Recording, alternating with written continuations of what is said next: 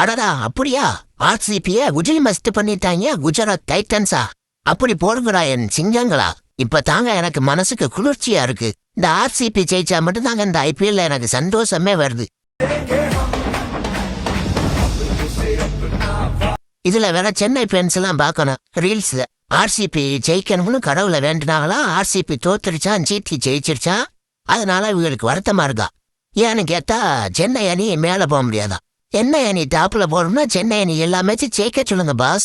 இன்னைக்கு ஒரு நாள் தான் ஆர்சிபி ஜெயிக்கணும்னு கடவுளை வேணுனேன். மானங்கிட்ட வீணும்னே தோத்துட்டாடா குஜராத் கிட்ட. ஜிடி தோக்கணும் வேண்டப்படாது பாஸ். இது உங்களுக்கே நியாயமா இல்லையா பாஸ்? நீங்க என்ன பாஸ் ஜிடியை நினைச்சு வருத்தப்படுறீங்க? ஜிடி 9 மேட்சுக்கு 5 தான் வின் பண்ணியிருக்காங்க. சென்னை 8 மேட்சுக்கு 3 தான் வின் பண்ணியிருக்காங்க. சென்னை போகணும்னா சென்னை மிச்சம் இருக்கு 6 மேட்ச்சு 6 வின் பண்ணா மட்டும்தான் சென்னை அணி பிளே ஆஃப்ஸ் போக முடியும். அதுவே கவலைக்கு இருந்தேன். ஏன்னா ஆல்ரெடி டாப் 4 டீம் கன்ஃபார்ம் ஆயிடுச்சு. Punjab kings, RCB, SRH, RR. இவங்க எல்லாருமே 8 மேட்சுக்கு 6 மேட்ச் வின் பண்ணி வச்சிருக்காங்க. 9 மேட்சுக்கு 6 மேட்ச் வின் பண்ணி வச்சிருக்காங்க. இவங்க போவாங்கன்னா ஜிடி போறாங்கன்னு அழுதுகிட்டீங்க.